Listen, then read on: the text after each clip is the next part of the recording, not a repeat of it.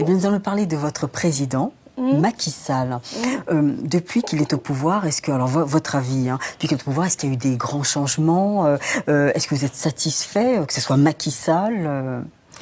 Moi, je ne le connais pas personnellement, donc je le vois à la télé comme vous, et je lis les journaux. Je me dis simplement qu'il y a un mouvement social qui l'a mené là où il est.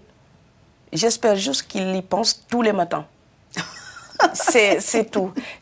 J'espère qu'il se souvient tous les matins du mouvement social qu'il y a eu, de tous ces Sénégalais dans la rue qui disaient « nous voulons autre chose ». Cette autre chose-là ne pouvait être que quelque chose de meilleur que ce qu'ils avaient.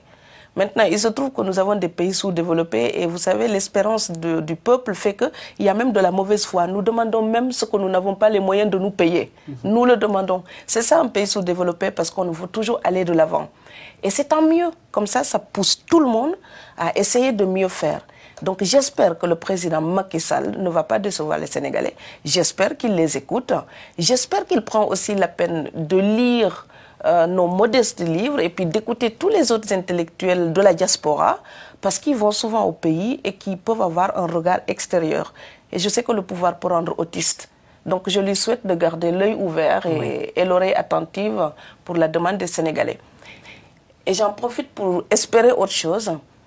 J'espère vraiment que la ministre de la Famille au Sénégal va penser aux filles qu'on appelle filles-mères et qui souffrent et se meurent en silence et qui sont abandonnés économiquement.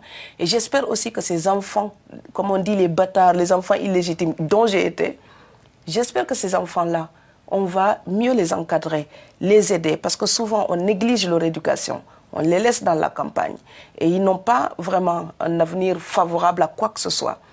Et l'hypocrisie fait qu'on n'en parle pas parce que c'est tabou. Eh bien moi je veux lever cette hypocrisie, voilà, pour dire ce que j'ai enduré. Je voudrais que d'autres nés comme moi ne l'endurent pas un jour. Une ministre de la Famille, ça doit servir à améliorer la condition sociale.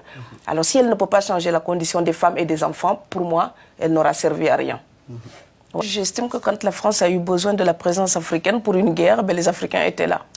Donc si un jour les Africains ont besoin de la France se doit d'être là. Ça s'appelle des échanges diplomatiques.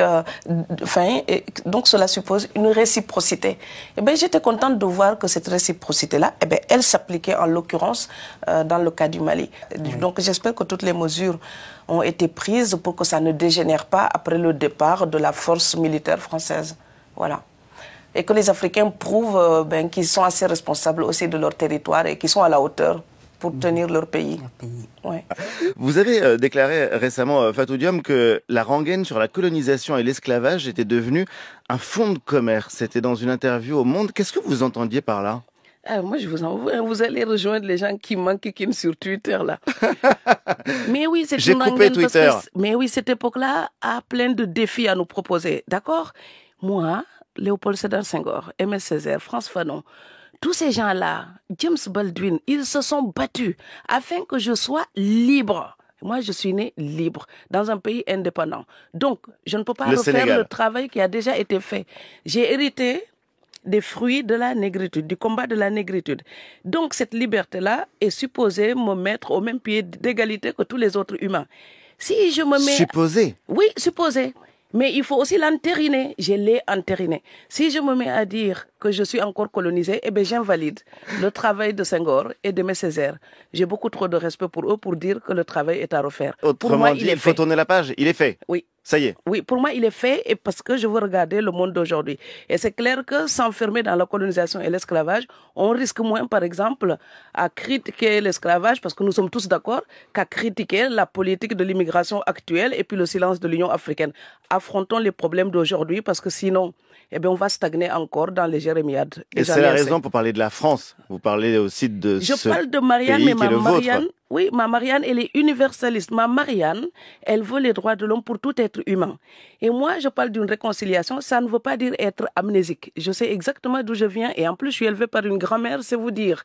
Donc, je connais mon histoire, je la revendique, mais je ne veux pas que ce soit un sac à dos qui me retienne.